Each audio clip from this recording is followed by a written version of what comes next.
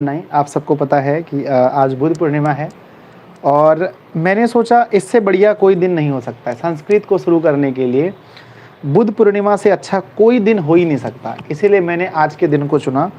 तो एक बार आप सभी लोग मुझे कमेंट करके बताएंगे कि क्या आप लोग तैयार हैं? क्या आप सभी लोग संस्कृत पढ़ने के लिए तैयार हैं? बहुत ही बढ़िया ये दिन है और हम लोग आज स्टार्ट कर रहे हैं एक बहुत ही अच्छे विषय का, ठीक है? बहुत ही अच्छे विषय की शुरुआत कर रहे हैं और हम उम्मीद करते हैं कि आप लोग भी बिल्कुल स्वस्थ होंगे, मस्त होंगे और पढ़ने के लिए तैयार होंगे। तो हम आज आपको थोड़े से संस्कृत के सिलेबस के बारे में बताएंगे और जो हमारा दूसरा अध्याय है पाटलिपुत्र वैभवम, इसके बारे में हम आपको बताएंगे। और एक चीज़ हम आपको कहना चाह रहे थे कि जो हम पुस्तक पढ़ाएंगे वो हम अपने तरीके से आपको पढ़ाएंगे, ठीक है? हम जो पुस्तक पढ़ाएंगे प्यारे छात्रों, वो मैं अपने तरीके से पढ़ाऊंगा। वो कहाँ मार्कर कहाँ गया, देखिए, वो मैं अपने तरीके से आपको पढ़ाऊंगा, ठीक है? आपको बिल्कुल भी टेंशन नहीं लेना है कैसे हमारा होगा। आइए तो हम आपको कुछ चीज़ें बता देते हैं, ठीक है? ध्यान दीजिए, आप सभी को पता होगा कि आपके बुक में जो संस्कृत है, ध्यान से समझना है पहले। संस्कृत के बारे में आपको अच्छे से समझना है। संस्कृत में हमें दो चीज़ें पढ़नी होती है, बताओ कौन कौन सी चीज़ें? एक होता है हमारा, वो वाला बल्ब बंद कर दीजिए, एक होता है हमारा बुक और दूसरा होता है व्याकरण, ठीक है? संस्कृत में दो चीज़ें होती है, कौन कौन सा बताओ, कौन कौन सी चीज़ें होती है संस्कृत में, बताइए। पहला होता है सर बुक वाला क्वेश्चन संस्कृत में, ठीक है? तो पहला पार्ट होता है हमारा बुक और दूसरा होता है हमारा व्याकरण। क्या होता है? व्याकरण, ठीक है ना? बुक और व्याकरण। तो आज पहले ये क्लियर कर लीजिए कि आपके बुक से कितने क्वेश्चंस आते हैं, ठीक है? बुक से कितने क्वेश्चन होते हैं? सर फर्स्ट चैप्टर क्यों नहीं कराए? मेरे प्यारे बच्चों, हमने बताया कि पढ़ाई हम अपने अनुसार से कराएंगे, बस आपको पढ़ना है। तो बुक से अगर आप देखते हैं, मैंने पहले ही बताया, लगभग आपके अगर 60 ऑब्जेक्टिव आएंगे, अब अगर 60 ऑब्जेक्टिव रहेंगे तो उसमें लगभग 30 क्वेश्चंस रहेंगे बुक से, 30 क्वेश्चंस रहेंगे बुक से, और 30 में से 30 आपका सही होगा। ये मेरा वादा है, वादा है प्यारे बच्चों कि अगर 30 क्वेश्चन बुक से रहते हैं तो आपके 30 में से 30 सही होंगे 60 के अनुसार से। अगर अब 60 आते हैं तो उसमें आपके 30 में 30 सही होंगे, ठीक है? आप ये चीज़ याद रखिएगा, ठीक है?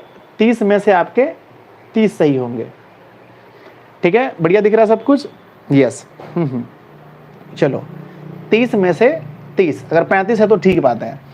और बाकी सब्जेक्टिव क्वेश्चन कितने होते हैं इससे, बुक से कितने होते हैं सब्जेक्टिव? तो सब्जेक्टिव क्वेश्चन बुक से आते हैं, लाड लो 8, 8 के गुणे कर दीजिए 2 से, तो 8 दूने 16 हो गए और 30 हो गए, तो टोटल आप कह सकते हैं हमारा 46 से लेकर के 50 अंक तक आप कह सकते हो कि बुक के, है ना, बुक से रहते हैं। लगभग कितने नंबर? 50 नंबर तक क्वेश्चन आपके बुक से रहते हैं। जल्दी बताइए कितने नंबर तक? 46 या 50 तक आप कह सकते हैं हमारे बुक से क्वेश्चंस होते हैं, ठीक है? अब हमको 15 चैप्टर पढ़ने हैं जी, 14 चैप्टर पढ़ने हैं, सॉरी, कितने चैप्टर पढ़ने बताइए? जो आज से हमारी कक्षा स्टार्ट हो रही है, जो सफ़र स्टार्ट हो रहा है, जो लोग लाइव देखेंगे वो तो देखेंगे ही, जो लोग वीडियो को रिकॉर्डेड देखेंगे, हम आपसे एक निवेदन करते हैं आज कि मेरी हर वीडियो को आप देख लीजिएगा। अगर आपके एक भी ऑब्जेक्टिव या सब्जेक्टिव क्वेश्चन फाइनल एग्जाम में छूट जाता है तब आप मुझे कॉल करके कहिएगा, संजय सर आपको पढ़ाया क्वेश्चन एग्जाम में नहीं आया। तो आप एक वचन दीजिए मुझे, एक मुझसे वादा कीजिए कि सर हम आपकी हर क्लास को करेंगे। अगर लाइव देख रहे हैं तो हर क्लास को लाइव देखेंगे, या रिकॉर्डेड देख रहे हैं तो सर हम आपकी हर वीडियो को रिकॉर्डेड देखेंगे, ठीक है? पहले मैं कंफर्म कर देता हूँ, मैं संस्कृत का कोई बहुत बड़ा ज्ञानी नहीं हूँ, ठीक है? मैं संस्कृत का कोई बहुत बड़ा ज्ञानी नहीं हूँ। आपको पता है कि मैं मैथ्स भी पढ़ाता हूँ, हिंदी भी पढ़ाता हूँ, संस्कृत भी पढ़ाता हूँ, साइंस भी पढ़ाता हूँ, एसएसटी भी पढ़ाता हूँ, हर चीज़ को पढ़ाता हूँ। तो मैं ज्ञानी नहीं हूँ, बस इतना जानकारी मुझे है कि काम चल जाता है, ठीक है? तो क्या मैं संस्कृत का ज्ञानी हूँ? सबसे पहली बात है कि जिससे आप पढ़ रहे हैं पाठ, क्या वो ज्ञानी इंसान है? संस्कृत का क्या ज्ञानी इंसान हूँ मैं? नो, मैं संस्कृत का बिल्कुल भी ज्ञानी इंसान नहीं हूँ। बस इतना जानता हूँ कि आपके एग्ज़ाम के सारे क्वेश्चंस हो जाएंगे, आपके एग्ज़ाम्स में कोई क्वेश्चन नहीं छूटेंगे। और देखिए पढ़ाई का प्यारे बच्चों एक चीज़ हमेशा लाइफ में याद रखना कि सामने वाला इंसान कितना ज्ञानी है इससे कोई फर्क नहीं पड़ता, आपका काम हो जाना चाहिए। यानी आपको चीज़ें समझ में आ जानी चाहिए, आपका एग्ज़ाम क्लियर हो जाना चाहिए। अब टीचर ज़्यादा ज्ञानी होने से आपको कोई फ़ायदा नहीं है, जितना जानकार है उतना भी अगर आपको समझा दे टीचर तो वो टीचर सही है, अगर आपको समझा दे तो वो सही है। ठीक है, एक सेकेंड, क्या ये क्लियर दिख रहा है नहीं दिख रहा है, एक बार मैं इसको ठीक कर लूँ। यस, अगर वो आपको समझा देता है तो समझो वो सही है, ज़्यादा ज्ञानी से कोई फ़र्क नहीं पड़ता है। चलो, तो आपने देख लिया जी कि कितने हैं हमारे, टोटल कितने हैं बताइए, टोटल कितने हैं हमारे पास हैं, तो 14 अध्याय हैं। 14 अध्याय में से एक अध्याय की कितनी वीडियो होनी चाहिए, अब आप देखो कितनी वीडियो, तो हम प्रयास करेंगे कि एक अध्याय की कम से कम 3 वीडियो हो। पहली वीडियो जिसमें हम आपको अध्याय के बारे में समझा पाए अच्छे से, अध्याय के बारे में। दूसरी वीडियो ऑब्जेक्टिव करा दे इसमें और प्लस में सब्जेक्टिव। तो हम प्रयास कर रहे हैं कि 2 क्लास में ख़त्म कर दें, 2 क्लास में ही ख़त्म कर दें, हो सकता है 3 क्लास जाए 4 क्लास जाए, आप टेंशन मत लेना। ठीक है, आप टेंशन मत लेना। संस्कृत पढ़ के आप मुझसे संस्कृत क्यों पढ़ोगे, एक सवाल आता है कि सर मुझसे संस्कृत क्यों पढ़ोगे, तो मुझसे संस्कृत पढ़ करके यूट्यूब के द्वारा या ऑफलाइन में प्यारे बच्चों संस्कृत पढ़ करके स्टूडेंट हाईएस्ट 98 मार्क्स तक भी लाए हैं। इस बार की मैं बात कर रहा हूँ कि 98 नंबर तक सिर्फ मुझसे पढ़ करके स्टूडेंट नंबर लाए हैं, सिर्फ मुझसे पढ़ के 98 नंबर, इससे ज़्यादा भी किसी के हो सकते हैं। 98 99 नंबर तक संस्कृत में बच्चे मुझसे पढ़ के ला सकते हैं। ठीक है, तो चलिए हम आज शुरू करते हैं। एक बहुत ही बेहतरीन चीज़ है हमारा, ठीक है, बहुत ही बेहतरीन चीज़ को। तो सबसे पहले भगवान बुद्ध को मेरा प्रणाम है जी, क्योंकि आज बुद्ध पूर्णिमा है और जीवन में शांति का पाठ अगर आपको पढ़ना है तो भगवान बुद्ध से बढ़कर के कोई मतलब कि हम सब मतलब कह सकते हैं कि इससे बढ़ के कोई महात्मा इस दुनिया में नहीं है जिससे आप सीख सकते हो। तो भगवान बुद्ध को बहुत बहुत प्रणाम है, बहुत बहुत प्रणाम है। ठीक है, तो इसके दिन हम आज क्लास को स्टार्ट कर रहे हैं, इसके लिए मुझे बहुत खुशी है। ठीक है, आइए तो पहले चैप्टर्स की बात कर लेते हैं मेरे प्यारे भाई। चैप्टर्स कौन कौन से हैं एक बार याद करें आप, फिर मैं आपसे पूछूंगा। पहला अध्याय है मंगलम, जो कि मैं छोड़ रहा हूं। आप बोलोगे क्यों, देखो पढ़ाई मेरे तरफ से होगी, मैं जैसे पढ़ाऊंगा वैसे आपको पढ़ना है। दूसरा पाटलिपुत्र वैभवम, अलस कथा, संस्कृत साहित्य लेखिका। उसके बाद है भारत महिमा, भारतीय संस्कारा, नीति श्लोका, कर्मवीर कथा, स्वामी दयानंद, मंदाकिनी वर्णम, व्याघ्रपथिक कथा, कर्णस्य दानवीरता। उसके बाद है हमारा विश्व शांति पाठ, विश्व शांति और शास्त्रकारा, यानी 14 पाठ हैं। कुल कितने पाठ हैं, कुल कितने पाठ हैं बताइए, कमेंट कीजिए। चलिए, बहुत बढ़िया बहुत बढ़िया। ठीक है, तो कुल हमारे कितने पाठ हैं, तो 14 पाठ हमारे हैं। कुछ बच्चे कह रहे सर जूम कीजिए, जूम करने से अच्छा आपको यहाँ दिखेगा, आप आराम से पढ़िए, आप आराम से पढ़िए, आपको अच्छा दिखेगा। ठीक है, आइए तो ये जो हमारा दूसरा पाठ है इसका नाम है पाटलिपुत्र वैभवम। बताइए दूसरे पाठ का नाम क्या है, दूसरे पाठ का नाम क्या है लाडलो, दूसरे पाठ का नाम है पाटलिपुत्र वैभवम। लो भाई जूम कर देते हैं, बहुत ज़्यादा आप लोग कमेंट कर रहे हैं सर जूम कर लो, लो भाई जूम कर देते हैं। अब ठीक है, बताओ अब ठीक है, देखो अब ठीक है, यस। तो मेरे प्यारे भाई चीज़ों को बेहतरीन तरीके से देखते हैं। पाटलिपुत्र वैभवम, पाठ का नाम है पाटलिपुत्र, मतलब पाटलिपुत्र मतलब पटना, वैभवम मतलब पाटलिपुत्र का वैभव, जो उसकी सुंदरता है, उसका जो गुणगान है, उसकी जो महिमा है, वही है पाटलिपुत्र वैभवम, पाटलिपुत्र वैभवम। चलिए स्टार्ट करते हैं, शुरू करें, एक बार हाँ या ना कर दीजिए। इस पाठ को हम आपको अच्छे से बताएंगे। ये पाठ संस्कृत में है पर आपका क्वेश्चंस हिंदी में आता है, पर आपका क्वेश्चन किस में आता है बताओ, हिंदी में। क्वेश्चंस हिंदी में पूछे जाते हैं, पाठ संस्कृत में है, हाँ पाठ संस्कृत में है पर आते किस में है, हिंदी में है क्वेश्चंस। आइए पढ़ते हैं क्वेश्चन। सबसे पहला पाठ क्या लिखा है, बिहार राजस्य राजधानी नगरम पाटलिपुत्रम। कहते हैं कि बिहार राजस्य मतलब बिहार राज्य का राजधानी नगरम पाटलिपुत्रम, यानी पाटलिपुत्र जो है वो बिहार राज्य का राजधानी नगर है। एग्जाम में आपके क्वेश्चंस पूछे जाएंगे कि बिहार राज्य की राजधानी कहाँ है, बिहार राज्य की राजधानी कहाँ है, या पूछा जाएगा कि बिहार राज्य का राजधानी नगर क्या है, तो आंसर बोलिएगा पाटलिपुत्र। नेक्स्ट है सर्वेषु। सर्वेषु मतलब सभी में, कालेषु मतलब सभी कालों में, महत्वम धारणयत। कहते हैं कि बिहार राज्यस्य राजधानी नगरम पाटलिपुत्रम सर्वेषु कालेषु महत्व धारणम, है ना, महत्वम धारणयत। कहते हैं कि पाटलिपुत्र जो है वो सभी कालों में महत्व को धारण किए हुए हैं, महत्व को धारण किए हुए हैं। किसी भी काल में पाटलिपुत्र ऐसा नहीं है कि जिसका इसका कोई वैल्यू नहीं हो, हर काल में इन्होंने महत्व को धारण किया हुआ है। क्या आपको ये लाइन समझ में आ गया, हाँ या ना? हाँ या ना कमेंट कीजिए कि सर ये हर काल में, चाहे वो वैदिक काल हो, चाहे वो सर हमारा मतलब सब वैदिक काल हो, या फिर इसके पहले वाले काल जो भी थे, अभी हम लोग आधुनिक काल में, इसके पहले मध्यकाल थे, सभी कालों में इन्होंने महत्व को धारण किया हुआ है। नेक्स्ट आता है कि अस्य इतिहासः मतलब इसका इतिहास, अस्य मतलब इसका, इतिहास। सार्ध, सार्ध मतलब होता है आधा, सहस्त्र मतलब होता है 1000, द्वय मतलब होता है 2 मतलब कि 2000, और आधा 2000 और 1000 का आधा कितना हुआ बताओ? 2000 और 1000 का आधा यानी 2500। सार्धे सहस्त्रद्वय वर्ष परिमितः, कहते हैं इसका इतिहास 2500 वर्ष है। कितना पुराना है बताइए, इसका इतिहास कितना वर्ष पुराना है? तो सर इसका इतिहास 2500 है।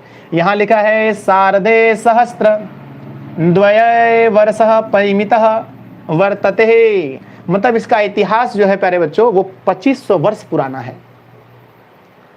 नेक्स्ट लाइन लिखा है अत्र मतलब यहाँ, अत्र धार्मिक क्षेत्रम, यहाँ धार्मिक क्षेत्र हैं, धार्मिक क्षेत्रम, राजनीतिक क्षेत्रम, उद्योग क्षेत्रम च विशेष ध्यान आकर्षण। कहते हैं कि यहाँ के जो धार्मिक क्षेत्र हैं, यहाँ के जो राजनीतिक क्षेत्र हैं और यहाँ के जो उद्योग क्षेत्र हैं वो विशेष रूप से ध्यान आकर्षण करते हैं, ध्यान आकर्षण करते हैं। क्या आपको यहाँ तक समझ में आया, हाँ या ना? कि यहाँ के जो धार्मिक क्षेत्र हैं, राजनीतिक क्षेत्र हैं, उद्योग वाले क्षेत्र हैं, वो विशेष रूप से ध्यान आकर्षण करते हैं। विदेशिका, जो विदेश से आते हैं उसे संस्कृत में कहते हैं विदेशिका। विदेशिका यात्रिनः मेगास्थनिज फाह्याणः हुवेन्स्वांग इति, है ना, इतसिंह प्रभृतः पाटलिपुत्रस्य वर्णम स्व स्मरण ग्रंथेषु चक्रुः। कहते हैं कि विदेशी यात्री जो विदेश से आते हैं हम उसे कहते हैं विदेशी यात्री। विदेशी यात्री का कौन कौन सा नाम लिया गया है मुझे बताएं सर? विदेशी यात्री मेगास्थनीज, फाहियान, हुवेनसांग और इतसिंह प्रभृत। इतसिंह प्रभृत ये जो विदेशी यात्री थे उन्होंने पाटलिपुत्र से वर्णनम यानी उन्होंने पाटलिपुत्र का वर्णन किया है। कहाँ किया है बताइए, कहाँ किया है?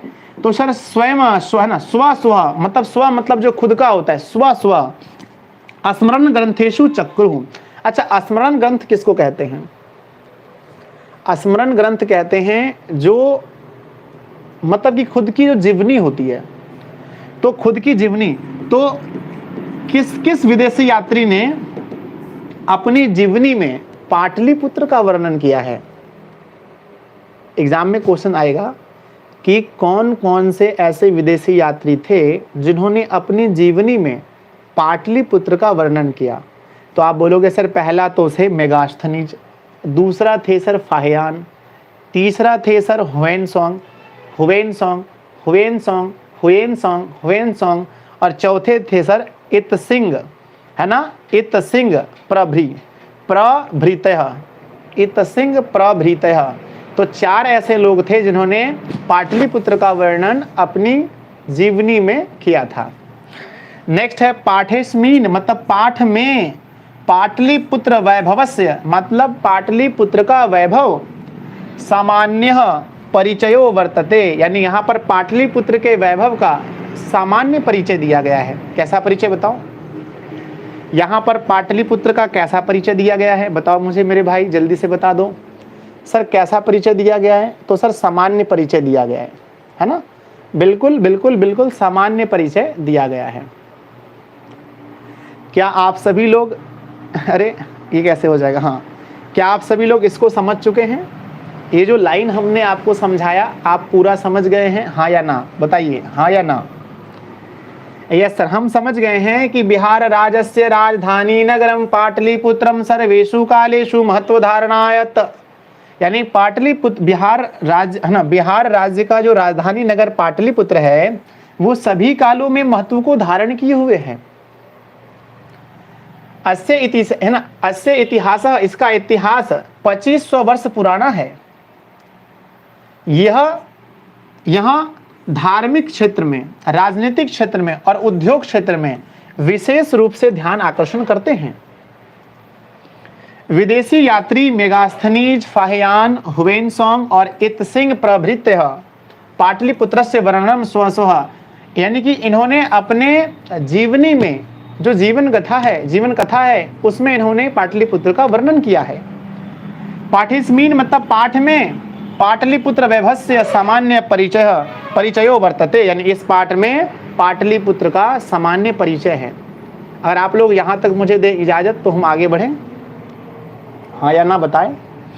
यस गुरुजी मेरे, आप आगे बढ़ सकते हैं, यहाँ तक हम लोग समझ चुके हैं। जैसे ही हम आगे बढ़ते हैं एक बहुत ही सुंदर सा एक आता है हमारे सामने, सॉरी यहाँ पर थोड़ा सा दिखाई पड़ रहा है, अरे ये तो दिक्कत हो जाएगा इसको देखने में, एक सेकंड रुक जाइए, फुल स्क्रीन करते हैं, थोड़ा सा समझते हैं। यहाँ पर समझिए क्या लिखा है, इतिहासे श्रूयते है ना, श्रूयते, इतिहासे श्रूयते यत गंगा अस्तीरे, इतिहास में यह सुना जाता है, श्रूयते सुना जाता है या देखा जाता है, जो भी हो, इतिहासों से यह सुना जाता है या देखा जाता है, यत गंगा अस्तीरे, यह किसके किनारे है? अस्तीरे मतलब होता है किनारा, यह किसके किनारे है जल्दी बताओ, किसके किनारे? तो कहते हैं सर कि यत गंगा अस्तीरे, यह गंगा के किनारे, बुद्ध काले मतलब बुद्ध के काल में, जिसका आज जन्म है, बुद्ध के काल में, जन्म नहीं है आज, उसको बैसाखी पूर्णिमा इसके दिन उसको जन्म है ना, ज्ञान की प्राप्ति हुई थी। बुद्ध के काल में पाटली ग्राम स्थित अस्ति, यह क्या है? गंगा के किनारे बुद्ध के समय में पाटली ग्राम में स्थित है। यत्र च भगवान बुद्ध, यत्र च, एक सेकेंड, अरे ये फुल कैसे हो गया? एक सेकंड रुक जाइए, एक सेकंड।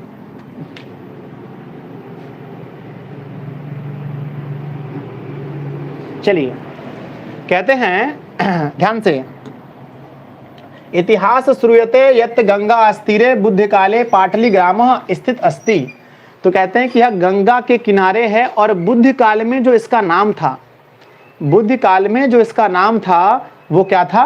पाटली ग्राम। तो पटना का नाम बुद्ध काल में क्या था? तो आंसर बोलिएगा पाटली ग्राम। यत्र च भगवान बुद्ध बहुकृत समागत, बहुकृत मतलब होता है बहुत बार, समागत मतलब आए थे, यहाँ पर भगवान बुद्ध बहुत बार आए थे। एग्जाम में क्वेश्चन आता है कि पाटलिपुत्र में कौन बार बार आए थे, पाटलिपुत्र में कौन बार बार आए थे? तो आंसर मारिएगा भगवान बुद्ध। भगवान बुद्ध के समय पटना का नाम क्या था? आंसर पाटली ग्राम, पाटली ग्राम। तेण कथित मासित, तेण मतलब तब, कथित मासित यानी उन्होंने कहा था, यद ग्रामोयम महानगरम भविष्यति, यह ग्राम महानगर बनेगा। उन्होंने कहा था यह ग्राम महानगर बनेगा। तो एग्जाम में ऑब्जेक्टिव क्वेश्चन आएगा कि किसने कहा था कि पाटली ग्राम महानगर बनेगा? तो आंसर आपको लिखना है बुद्ध ने। बुद्ध ने पाटलिपुत्र के बारे में क्या कहा था? उन्होंने कहा था कि पाटली ग्राम जो है एक दिन महानगर बनेगा। तेन कथितमासीत यद ग्रामोऽयं महानगरं भविष्यति किंतु किंतु कलहस्य, कलहस्य मतलब होता है लड़ाई झगड़ा, किंतु इसको कलह से यानी लड़ाई झगड़ा से, अग्निदाहस्य अग्नि से, जलपुरस्य जल से, च भयात सर्वदा क्रांता भविष्यति यानी इसको हमेशा 3 चीजों से दिक्कत होगी। कौन कौन सी चीज बताइए? भगवान बुद्ध पाटलिपुत्र कई बार आए थे और उन्होंने कहा था कि पाटलिग्राम जो है वो एक दिन महानगर बनेगा, लेकिन इसे 3 चीजों से दिक्कत होगी। क्या क्या बताओ? नंबर 1 कलह से। कलह मतलब होता है कि लड़ाई झगड़ा यहां पर होता रहेगा, बहुत मुसलमान शासक आएंगे, भूपटना पर हमला करेंगे, तो उनमें कलह होता रहेगा, नंबर 1। दूसरा बताओ क्या? दूसरा यहां पर बाढ़ का पानी आएगा, यानी उसको पानी से दिक्कत है। तीसरा पटना में आग की समस्या होगी, आग की। तो 3 समस्या उन्होंने बताया था। फिर से देखते हैं, तेन कथितमासीत यद ग्रामोऽयं महानगरम भविष्यति, यह ग्राम महानगर बनेगा, किंतु कलहस्य, किंतु कलह रहेगा इसको, अग्निदाहस्य जलपुरस्य च भयात सर्वदा क्रांत भविष्यति, किंतु इसको कलह से, जल की समस्या से और अग्नि से परेशानी होगी। तो एग्जाम में बच्चों सब्जेक्टिव क्वेश्चन आते हैं कि भगवान बुद्ध ने पाटलिपुत्र के बारे में क्या कहा था। तो उत्तर हमें लिखना है कि भगवान बुद्ध ने पाटलिग्राम के बारे में, पुत्र ने लिखना, पाटलिग्राम के बारे में कहा था कि यह भविष्य में एक दिन महानगर बनेगा, किंतु इसे कलह या फिर आंतरिक कलह लिख सकते हैं, कलह, जल एवं अग्नि से परेशानी होगी। आगे समझते हैं है ना, कालांतरेण मतलब क्या होता है कि कुछ समय के बाद, काल का अंतर मतलब समय बदलने के बाद, कालांतरे पाटलिग्रामः एव पाटलिपुत्रमिति, कहते हैं कि कुछ समय के बाद पाटलिग्राम ही क्या कहलाया? पाटलिपुत्र कहलाया, पाटलिपुत्र मिति कहलाया। तो कुछ समय के बाद पाटलिग्राम क्या कहलाया? तो पाटलिपुत्र कहलाया। कथित चंद्रगुप्त मौर्यस्य काले अस्य नगरस्य शोभा रक्षा व्यवस्था च अति उत्कृष्ट सिद्धति। कहते हैं एग्जाम में क्वेश्चन आता है कि किसके समय में? चंद्रगुप्त मौर्य कालस्य मतलब कि चंद्रगुप्त मौर्य के काल में, अस्य मतलब इसका, नगरस्य मतलब नगर का, शोभा और इसकी रक्षा व्यवस्था, उत्कृष्ट, अति उत्कृष्ट हो गया। अति जो उत्कृष्ट मतलब अति उत्कृष्ट, यानी अति उत्कृष्ट हो गया। एग्जाम में क्वेश्चन आएगा प्यारे बच्चों कि किसके समय में पटना का शोभा और रक्षा व्यवस्था अति उत्कृष्ट हुआ था? आंसर बताइए, किसके शासन काल में पटना का शोभा और रक्षा व्यवस्था अति उत्कृष्ट हुआ था? अति उत्कृष्ट हुआ था किसके समय में? हाँ सर, चंद्रगुप्त मौर्य के समय में, चंद्रगुप्त मौर्य के समय में। भगवान बुद्ध बार बार कहाँ आए थे बताओ? सर पाटलिग्राम में। पाटलिग्राम में बार बार कौन आए थे? भगवान बुद्ध। भगवान बुद्ध ने किस नगर को कहा था कि यह एक दिन महानगर बनेगा? सर पाटलिग्राम को। वेरी गुड, 50% वस्तुनिष्ठ प्रश्न है बच्चों, ध्यान से पढ़ें, एक एक लाइन को समझें, है ना। तो कहते हैं चंद्रगुप्त मौर्य से काले अस्य नगरस्य शोभा रक्षा व्यवस्था च अति उत्कृष्ट। चंद्रगुप्त मौर्य के समय में। और आपको पता है कि आगे देखते हैं, यूनान राजदूत, यूनान देश के जो राजदूत थे, मेगास्थनीज स्व स्मरणनेषु निरूपयति। और है ना, और ये बात हमें कहां से जानने को मिलती है? तो ये बात जो यूनान के राजदूत थे, आप लोग थोड़ा सा जानते होंगे यूनान के राजदूत के बारे में। यूनान के राजा थे, राजा सेलुकस थे। उन्होंने जब चंद्रगुप्त मौर्य के बारे में जाना था, कि चंद्रगुप्त मौर्य इतनी कम आयु में अखंड भारत का सम्राट बन गया था, तो उन्होंने अपने राजदूत को भेजा था भारत देखने के लिए कि जाकर के देखिए कि चंद्रगुप्त मौर्य कैसा है। आपको ध्यान से देखिएगा, चंद्रगुप्त मौर्य को भेजा था किसने? राजा सेलुकस ने मेगास्थनीज को भेजा था। किसके यहाँ पर? चंद्रगुप्त मौर्य के दरबार में। और आपको अच्छे से पता होगा कि जब उसको देखने के बाद चंद्रगुप्त मौर्य अच्छे लगे थे तो सेल्यूकस ने अपनी पुत्री का विवाह कराया था चंद्रगुप्त मौर्य से। राजा सेल्यूकस ने अपनी पुत्री का विवाह कराया था चंद्रगुप्त मौर्य से, यानी कि उसके वो ससुर हो गए थे। ठीक है, तो समझते हैं यहां पर। तो एग्जाम में क्वेश्चन पूछा जाएगा कि मेगास्थनीज कहां का राजदूत था। आंसर कीजिए। आंसर यूनान का। यूनान का राजदूत कौन था? आंसर मेगास्थनीज। मेगास्थनीज को किसने भेजा था? राजा सेल्यूकस ने। राजा सेल्यूकस ने। मेगास्थनीज किसके दरबार में आया था या किस शासक के दरबार में आया था? तो आंसर होगा चंद्रगुप्त मौर्य के दरबार में। चंद्रगुप्त, जिसको बचपन में चंदू कहते थे। हाँ बिल्कुल। चलिए आगे बढ़ते हैं। यहां तक समझ गए तो एक बार हाँ कर दें सभी लोग कि सर यहां तक कोई दिक्कत नहीं है। चाणक्य ने इसे बनाया था अखंड भारत का सम्राट। Very good. ध्यान से समझते हैं, ध्यान से समझते हैं। कहते हैं अरे ये बात झूठ नहीं है पगला, सही है रे। उसकी पुत्री से विवाह हुआ था, राजा सेल्यूकस की पुत्री से चंद्रगुप्त मौर्य का विवाह हुआ था, ये सही बात है। चंद्रगुप्त मौर्यस्य काले अस्य नगरस्य शोभा रक्षा व्यवस्था च अति उत्कृष्ट सीदितिः यूनान राजदूतः। यूनान का राजदूत मेगास्थनीजः स्वः समरणेषु, मतलब कि स्वयं की जो उसकी जीवनी थी, समरणेषु मतलब स्वयं की जो जीवनी थी, निरूपित है ना, निरूपयति, उसमें उन्होंने ये बात को बताया है। अस्य नगरस्य वैभवम प्रियदर्शिनी। कहते हैं इस नगर, ये जो नगर है इसका वैभव प्रियदर्शनी। अच्छा, प्रियदर्शनी किसको कहते हैं बताओ? जो दर्शन में प्रिय हो उसे कहते हैं प्रियदर्शनी। जो देखने में अच्छा लगे उसे कहते हैं प्रियदर्शनी। कई बार आप लोग कहीं घूमने जाते होंगे, देखते हैं बहुत, एक है ना, एक कोई महल होता है, कोई पार्क होता है, देखने में बहुत सुंदर लगता है, हम कहते हैं कि यह प्रियदर्शनी है, क्योंकि दर्शन में प्रिय है। कहते हैं अस्य नगरस्य वैभवम प्रियदर्शनी अशोकस्य समय सूतराम समृद्धम। कहते हैं कि इसका जो नगर की शोभा है वो और प्रियदर्शनी हो गई। किसके समय में? अशोक के समय में।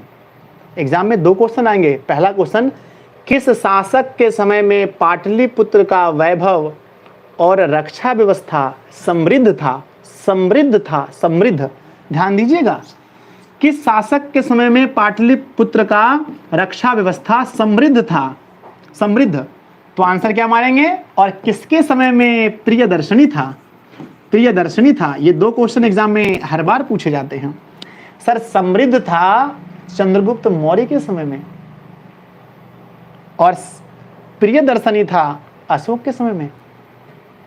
अशोक जिन्होंने अपने जीवन में सिर्फ मार काट ही किए थे, लेकिन कलिंग युद्ध के बाद उन्होंने हत्या करना छोड़, जिन्होंने अपने भाइयों को मार करके पाटलिपुत्र में ही एक कुआं था उसमें डाल दिया था अशोक।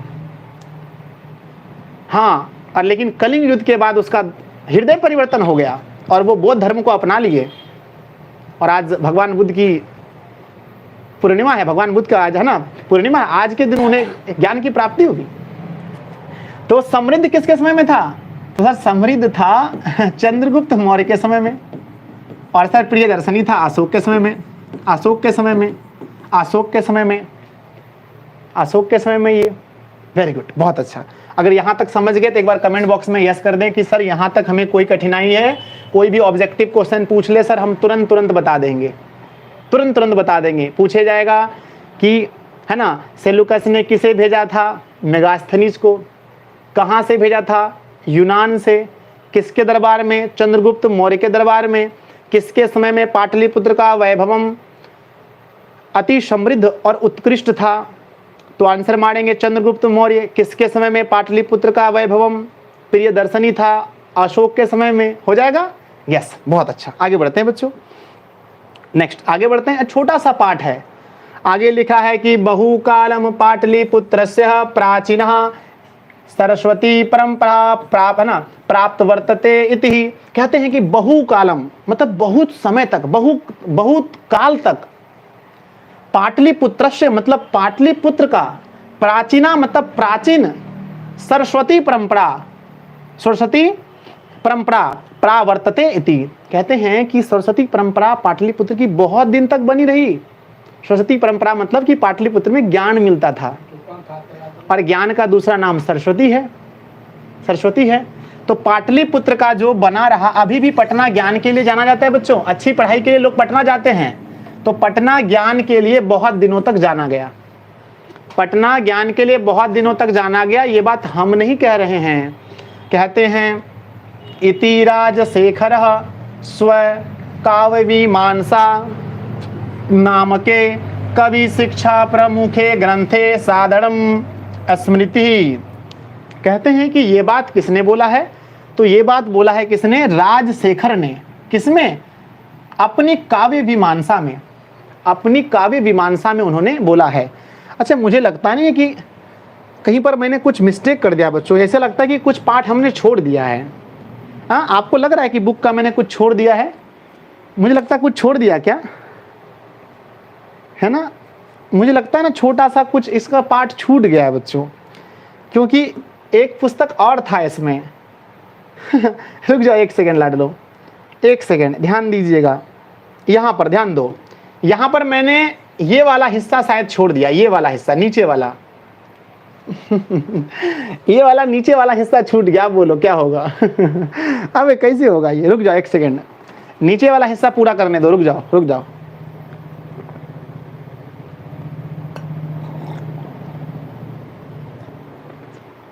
सॉरी बच्चों, हमने नीचे वाला नहीं देखा था, हम सोचे क्या खाली ऊपर में है। ठीक है, तो खाली ऊपर हम लोग पढ़ा करके आपको हम अगले पार्ट, है ना, अगले पेज में चले गए, तो इसके लिए क्षमा चाहते हैं बच्चों, क्योंकि नीचे भी कुछ था। ठीक है, अच्छा ये बताओ देख करके, ये हमारा कौन सा चीज है? ये जो आप फिगर देख रहे हो, ये जो फिगर आप देख रहे हो, ये हमारा कौन सा चित्र है?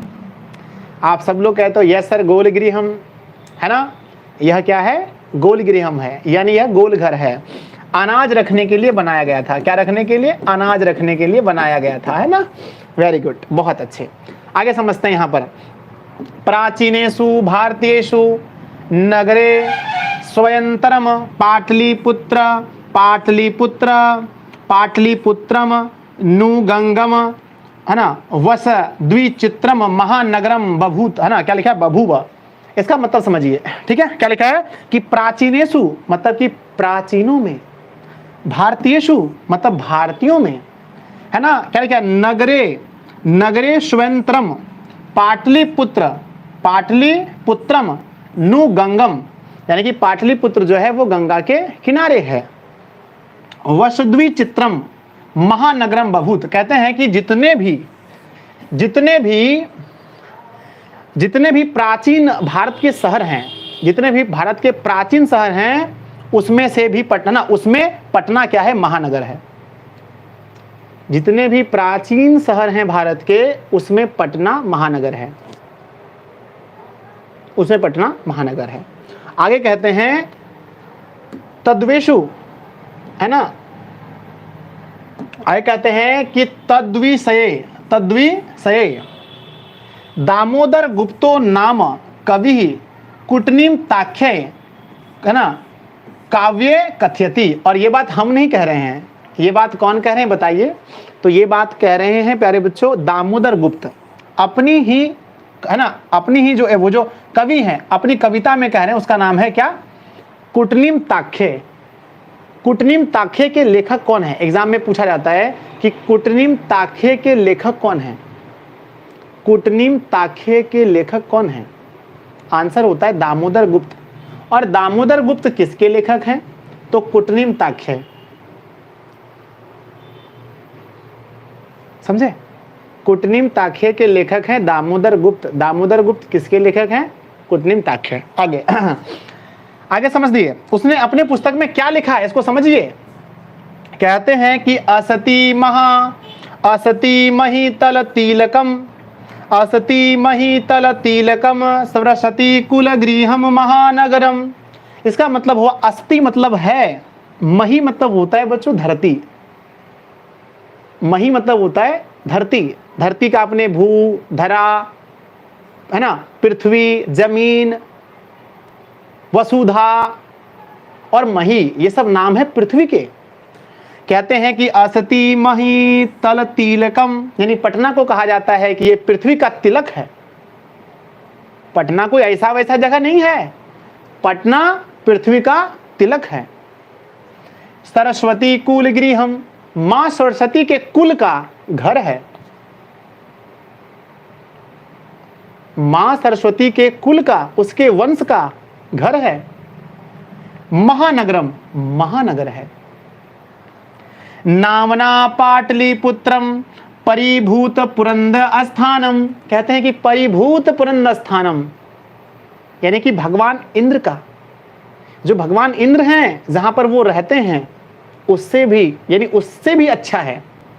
तुलना किया गया है कि परिभूत, परिभूत पुरंद स्थानम, पुरंद स्थान मतलब जहां इंद्र रहते हैं उसके स्थान से भी पटना अच्छा है।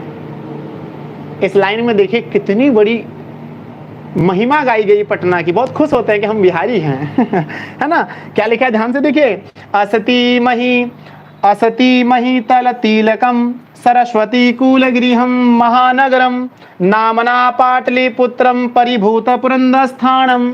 ये एग्जाम में क्वेश्चंस पूछे जाएंगे आपसे कि पृथ्वी का तिलक कौन है। ऑप्शन में दिया रहेगा पटना, मुंबई, दिल्ली, कोलकाता। आंसर क्या देंगे? पटना। एग्जाम में क्वेश्चन पूछा जाएगा कि निम्नलिखित में से कौन सरस्वती का कुल गृहम है। निम्नलिखित में से कौन सरस्वती का कुल गृहम है? ऑप्शन में खोजना पटना परि, है ना। किसके लिए परिभूत पुरंद स्थानम शब्द उपयोग किया गया है? किसके लिए, किस शहर के लिए? आंसर पटना। तो हम उम्मीद करते हैं कि ये वाला लाइन जो छूट गया था बच्चों, ये आप लोगों को समझ में आया होगा। तो चलिए अब हम जहां पर थे फिर वहीं से वापस आते हैं, ठीक है। एक बार फिर से सॉरी, हम भूल गए थे उस पार्ट को, सॉरी। चलिए, अरे कहाँ चल गए भाई साहब, रुक जाइए एक सेकंड। ये थोड़ा सा वर्क करना, तो रुक गया है ना। अच्छा आ गया, चलो आ गया जी, ठीक है आ गया। ध्यान से। तो हम लोग कहाँ तक पढ़ चुके थे बताइए? यहाँ तक पढ़ चुके थे कि बहुकालम पाटलिपुत्रस्य प्राचीना सरस्वती परंपरा, है ना, प्रावर्तते, यानी बहुत समय तक पाटलिपुत्र का जो सरस्वती वाली परंपरा थी, सरस्वती वाली जो परंपरा थी वो बनी रही बहुत दिनों तक। आप लोगों को जान करके हैरानी होगी प्यारे बच्चे कि विदेश से लोग भारत पढ़ने आते थे। पाटलिपुत्र में विदेश से लोग पढ़ने आते थे और वहां पढ़ करके विद्वान हुए। आप पिंगल का नाम सुने होंगे, आप पतंजलि का नाम सुने होंगे, ये सब लोग पटना में पढ़े थे। आर्यभट्ट का नाम सुने हैं, उनका जन्म ही पटना में हुआ था। आगे कहते हैं इति, है ना, कहते हैं कि बहुकालम पाटलिपुत्र से प्राचीना सरस्वती परंपरा प्रावर्तत, है ना, क्या लिखा है? प्रावर्ततेत, यानी कि बहुत समय तक जो पाटलिपुत्र की जो सरस्वती की परंपरा थी वो बनी रही। ये बात हम नहीं कह रहे हैं, ये बात कह रहे हैं इति राजशेखरः स्वः काव्यमीमांसः नामके कवि शिक्षा प्रमुखे ग्रंथे सादरम स्मृति। ये बात कह रहे हैं कौन? राजशेखर। किसमें? अपनी ही कविता काव्य मीमांसा में, अपनी ही स्व मतलब अपनी काव्य मीमांसा में। काव्य मीमांसा के लेखक कौन है? एग्जाम में पूछा जाएगा कि काव्य मीमांसा के लेखक कौन है, जल्दी से बताइए। सर आप तो दो ठो पढ़ा दिए, भूल जाएंगे सर। अरे नहीं भूलोगे, हम है ना, जब तक हम हैं हम भूलने नहीं देंगे। आइए बताते हैं कैसे नहीं भूलने देंगे। पहला है प्यारे बच्चों कुटनीम ताख्य। सर कुटनीम ताख्य, और दूसरा है सर काव्य मीमांसा। अब दोनों को याद कैसे करें सर? ध्यान दीजिएगा, एक है कुटनीम ताख्य, दूसरा है काव्य मीमांसा। एक के लेखक कौन है? तो सर एक के लेखक हैं, काव्य मीमांसा के लेखक हैं राजशेखर। अरे राजशेखर इसके लेखक हैं। और ऊपर वाले के लेखक बताएं? ऊपर वाले का दामोदर गुप्त। सर ऊपर वाले के लेखक हैं दामोदर गुप्त। सर कंफ्यूजन बहुत होता है कौन किसके लेखक हैं, ध्यान दीजिएगा एकदम आराम से। लास्ट में देखिए यहां लिखा है मांस। क्या लिखा है? मांस। काव्य मीमांसा मतलब कि मांस। और आप एक मेमोरी में फिट कर लीजिए, मांस खाते हैं राजा लोग। कौन खाते हैं? राजा। कौन खाते हैं? बताइए बताइए बताइए। राजा। राजा का मतलब राजशेखर। राजा का मतलब राजशेखर। एग्जाम में क्वेश्चन आएगा प्यारे बच्चों कि काव्य मीमांसा के लेखक कौन है? आपने सर पढ़ाए थे, मानसा मतलब मांस, मांस का मतलब खाता है राजा, राजा मतलब राजशेखर। ठीक है, तो काव्य मीमांसा के लेखक मुझे राजशेखर, और दूसरा तो याद ही रहेगा। दामोदर क्या लिखा है? कुटनीम ताखे। ध्यान दीजिए, जो कुटनीम करते हैं, आप लोगों को पता है ना कुटनी वाला बात समझते हैं आप लोग, देहात में अगर होंगे तो समझते होंगे। कुटनी मतलब होता है किसी की गुप्त बात को बताना, किसी के बारे में बढ़ा चढ़ा कर बोलना, दो आदमी को आपस में लड़ाना, कुटनी होता है। ठीक है ना, तो कुटनी जो लोग होते हैं वो गुप्त बात को बता देते हैं।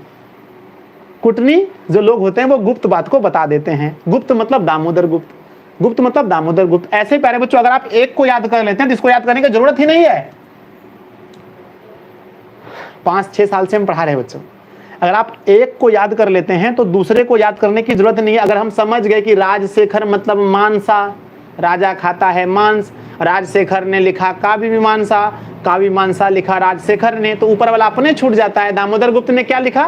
सर दामोदर गुप्त ने मांस तो नहीं लिखा, नहीं लिखा तो कौन लिखा? कुटनीमता के 2 किताबें हैं। बोलो हाँ या ना, याद हुआ?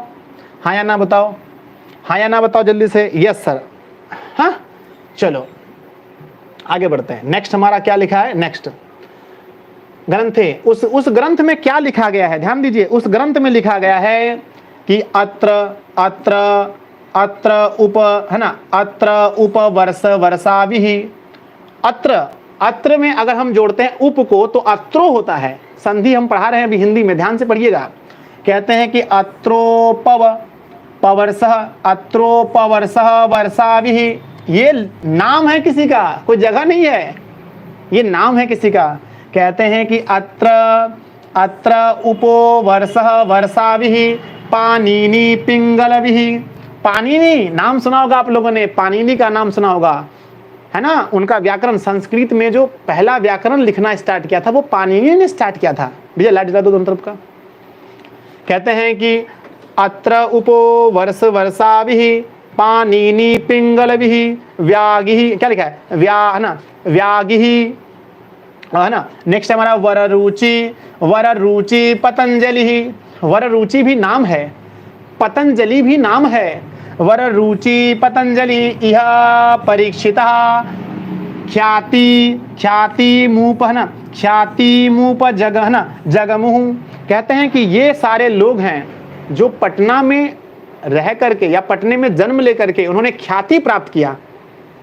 संसार का कोई इंसान है जो पतंजलि को नहीं जानता हो? कोई पढ़ा लिखा इंसान जो पतंजलि का नाम नहीं सुना हो, पिंगल का नाम नहीं सुना हो? हर लोग, जो लोग संस्कृत पढ़ने की इच्छा रखते हैं वो सब लोग पतंजलि का नाम सुने होंगे। सॉरी माफ कीजिएगा, इसका, है ना, पाणिनि का। और पतंजलि योग दर्शन के गुरु थे। पतंजलि योग शास्त्र के गुरु कौन थे? सर पतंजलि। और उसी को बाबा रामदेव भी चलाते हैं। नाम रखा है पतंजलि का बिस्किट, पतंजलि का तेल। किसका नाम है? तो महर्षि पतंजलि का, जो योग करना भारत को सिखाए थे। उसी के नक्शे कदम पर अभी बाबा रामदेव चलते हैं। चलिए समझते हैं, ध्यान दीजिएगा, इस लाइन को एकदम बारीकी से समझिए। कहते हैं कि अत्र उपो, यहाँ पर अत्र ऊ है ना सर, आप ऊ कैसे पढ़ते हैं? यहाँ पर ऊ छुपा हुआ है, ऊ छुपा हुआ, हर्षहु ऊ। कहते हैं अत्र अत्र उप वर्ष वर्षाभिः, ये नाम है। उप वर्ष, है ना, उप वर्ष वर्षा नाम है। पाणिनि नाम है। पिंगलभिः, पिंगल नाम है। व्यागी नाम है। वरुचि नाम है। पतंजलि नाम है ना। परीक्षिता नाम है। ख्याति मूप, क्या लिखा है? ख्याति मूप जगमु, ना, जगमु। यानी ये लोग जो यहाँ पर इन्होंने अपनी पढ़ करके शिक्षा ग्रहण करके इन्होंने अपना नाम कमाया। ठीक है, इतना ही, ज्यादा यहाँ से क्वेश्चन नहीं बनता है। समझ गए हाँ या ना? समझ गए हाँ या ना? यस, आगे समझते हैं। आगे समझते हैं।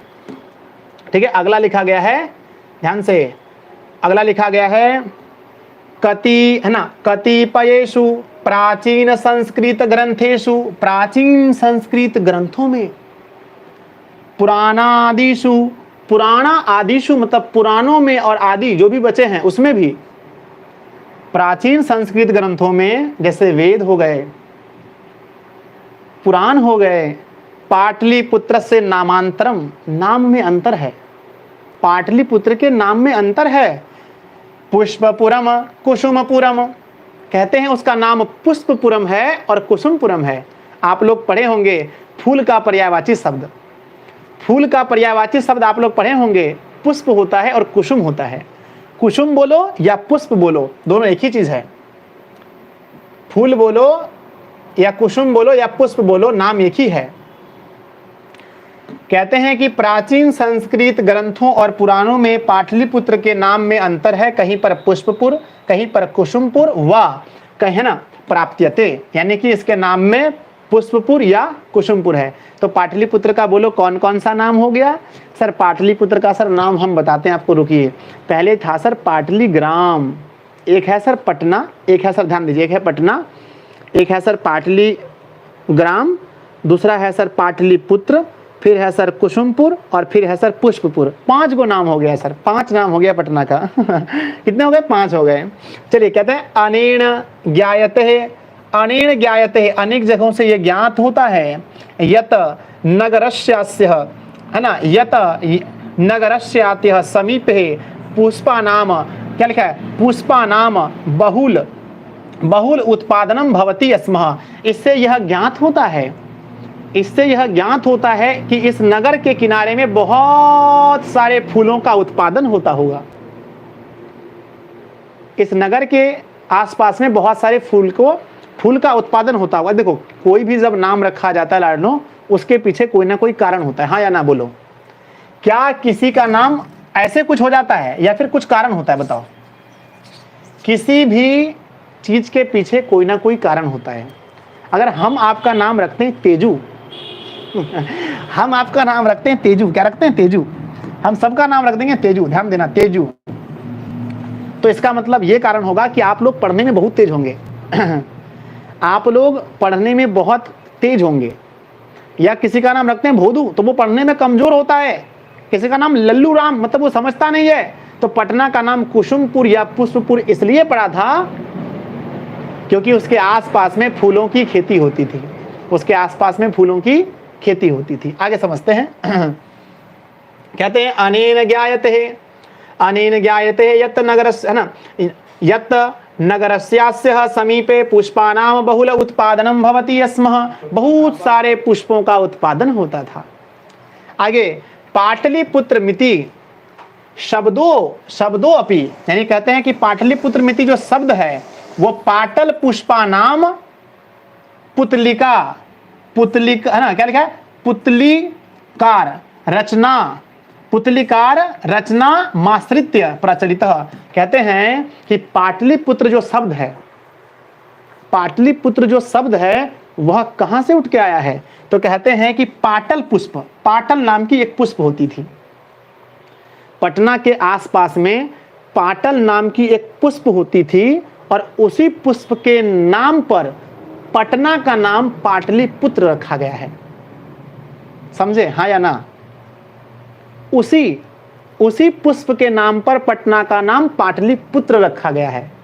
हाँ, ये लिखा गया है यहाँ पर, ठीक है ना। अनेन ज्ञायते यत्र नगरस्य समीपे पुष्पानां बहुल उत्पादनम भवति स्म पाटलिपुत्रमिति शब्दो अपि पाटल पुष्पानाम, है ना, पुतलिका रचना मिश्रित्य प्रचलित। ठीक है, अब समझते हैं आगे, समझते आगे। यहां तक समझ गए? हाँ या ना बोलिए, हाँ या ना, हाँ या ना बोलिए। ये सर कहते हैं कि शरद काले, किस काल में? शरद काले नगरेस्मिन्, मतलब नगर में, कौमुदी महोत्सव, यानी कौमुदी महोत्सव होता है। कौमुदी मतलब क्या होता है बताओ? कौमुदी मतलब क्या होता है सर? पुष्प मतलब भी फूल,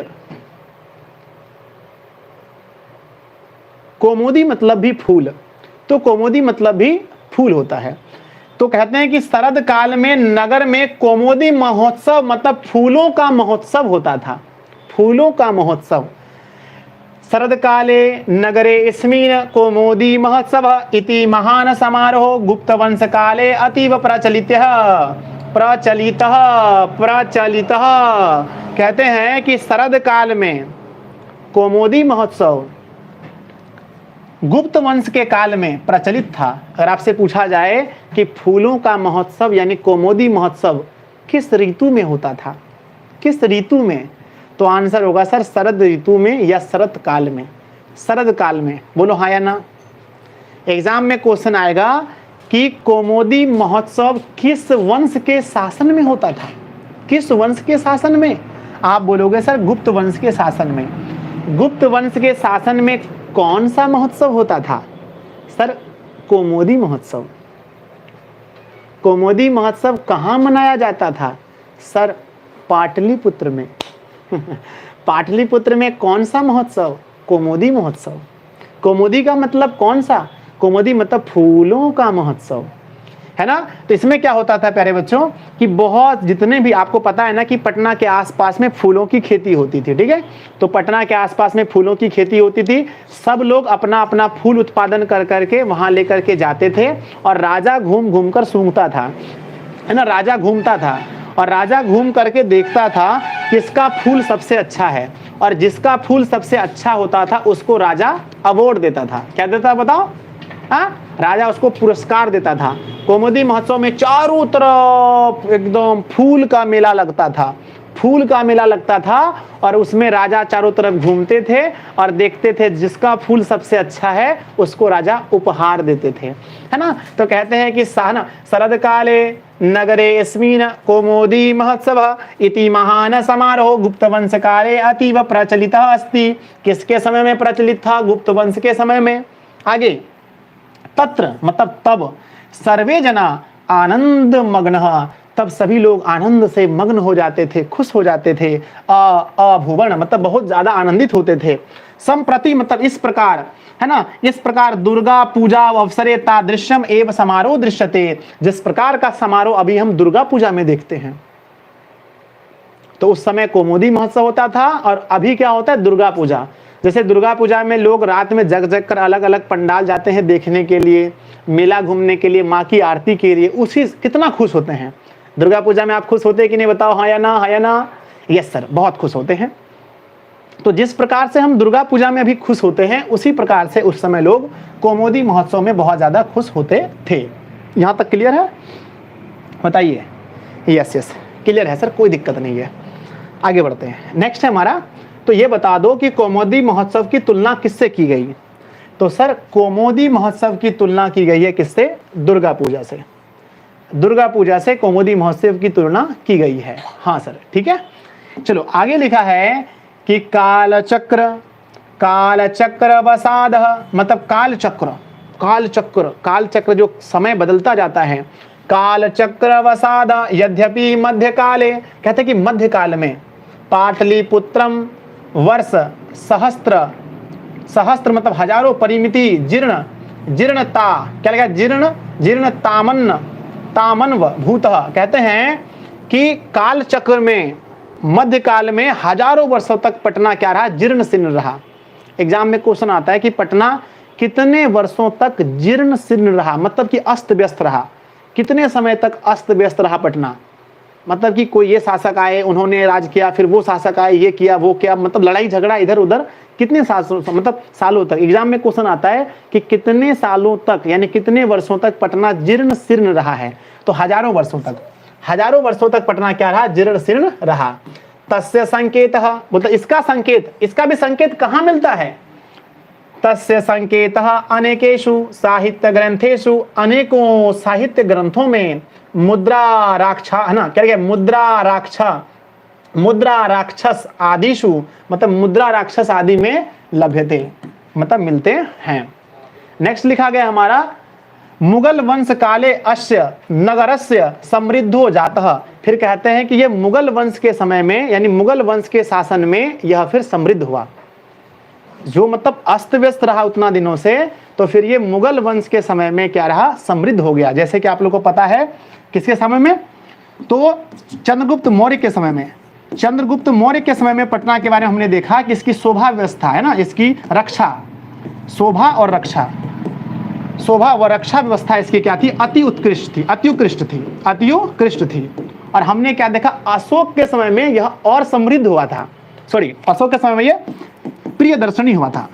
पटना अशोक के समय में प्रिय दर्शनी हुआ था।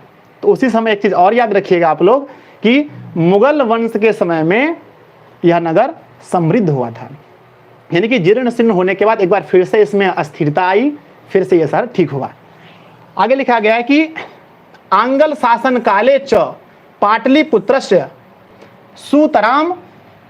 सुतराम विकासो जाता। अंगल शासन काले मतलब अंग्रेज के शासन काल में, ठीक है। हम लोग बहुत ज्यादा गाली गलौज देते हैं अंग्रेज, है ना, अंग्रेज बहुत खराब है हम लोग कहते हैं, लेकिन पटना के बारे में कहते हैं कि पटना के समय में इन्होंने पटना का बहुत उद्धार भी किया है। क्योंकि देखिए यहां पर लिखा है, कहते हैं कि अंगल शासन काले च पाटलिपुत्र से सूतराम विकासो जाता। पटना का विकास एक सूतराम हुआ, मतलब बहुत अच्छे तरीके से पटना का विकास हुआ, जो कि हजारों वर्षों तक ये जीर्ण शीर्ण रहा था। कहते हैं कि नगर मिदम मध्यकाले एव पटनेति नामनः प्रसिद्धम। कहते हैं कि मध्यकाल में ये पटना के नाम से प्रसिद्ध हुआ। जो कभी आपने सुना था पाटली ग्राम नाम था, कभी इसका नाम पुष्पपुर, कभी इसका नाम बदल करके कुसुमपुर हुआ, और अभी ये मध्यकाल में आपके एग्जाम में क्वेश्चन आता है, ऑब्जेक्टिव क्वेश्चन, कि पटना नाम जो है ना, पाटलिपुत्र का पटना नाम कब से हुआ है। तो आपको ऑप्शंस वहां पर बहुत सारे मिलेंगे, आपको आंसर देना है क्या, मध्यकाल में। तो पाटलिपुत्र का या जो भी इसका नाम था पहले, वो मध्यकाल में इसका नाम क्या हो गया, पटना हो गया। ये ऑब्जेक्टिव क्वेश्चन आता है, ठीक है। चलिए आगे क्या लिखा है कि अयम च शब्द पतन मिति शब्दार्थ निर्गत। और यह शब्द कहां से निकला है, यह शब्द कहां से निकला है, तो आपको आंसर देना है कि यह शब्द जो है पतन से निकला है, ठीक है ना। पटना शब्द कहां से निकला बताइए, पटना शब्द कहां से निकला है बताइए, पटना शब्द कहां से निकला है।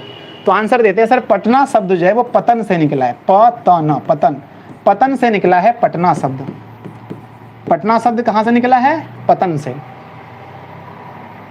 पटना शब्द कहां से निकला जल्दी बताइए। तो सर पटना शब्द निकला है पतन से।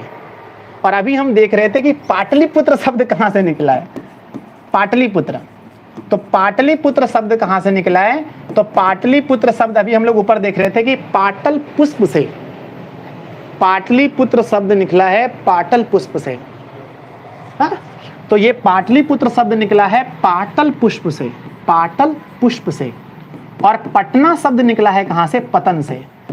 तो अब समय इजाजत नहीं देती प्यारे बच्चों, है ना। एक लाइन अच्छा रुक जाओ और कर देते हैं, एक लाइन और कर देते हैं, ठीक है। आगे लिखा है कि नगरस्य पालिका देवी पटन देवी, है ना, नगरस्य पालिका देवी पटन देवी तिहि अध्यापी पूज्यते। कहते हैं कि नगर की जो पालिका देवी थी वो पटना, है ना, वो कौन थी, पटन देवी। देखिए हर नगर में एक वहां की देवी होती है, हर नगर की एक देवी होती है।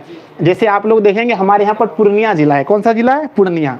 तो पूर्णिया में पूरन देवी है जो कि मनोकामना पूर्ण करती है ठीक है। तो पूर्णिया में पूरन देवी है, उसी प्रकार से पटना की भी एक देवी है, उसका नाम क्या है, पटन देवी। क्या नाम है, पटन देवी। और वहां के लोग उसकी पूजा करते हैं। तो एग्जाम में क्वेश्चन आता है कि नगरस्य पालिका देवी कौस्ती, नगर की पालिका देवी कौन है। आंसर लिखते हैं नगरस्य पालिका देवी नगरस्य पालिका देवी पटन देवी अस्ति। नगर की पालिका देवी पटन देवी है, वहां की जो देवी है पटना की वो पटन देवी है, पूर्णिया की देवी पूरन देवी है।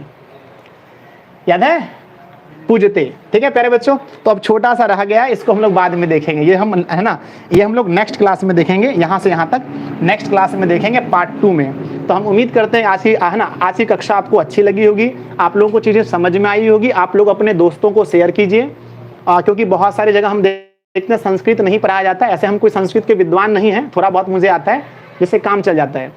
तो आप सभी लोग अपने दोस्तों में क्लास को जरूर शेयर करें और उन्हें कहें कि वो सभी लोग भी कक्षा को ज्वाइन करें। और जहां तक मुझे जो चीज़ आ रहा है आप लोग लीजिए। चैनल पर पहली बार है, चैनल को सब्सक्राइब जरूर कीजिए, लाइक वगैरह कर दीजिएगा, थोड़ा सा अच्छा लगता है मुझे। और बाकी आप लोग दोस्तों में शेयर कीजिए। जय हिंद, मिलते हैं अगली क्लास में। धन्यवाद आप सभी का। हिंदी की कक्षा में आप लोग जरूर ज्वाइन कीजिएगा। धन्यवाद, बहुत बहुत आभार आप सभी का।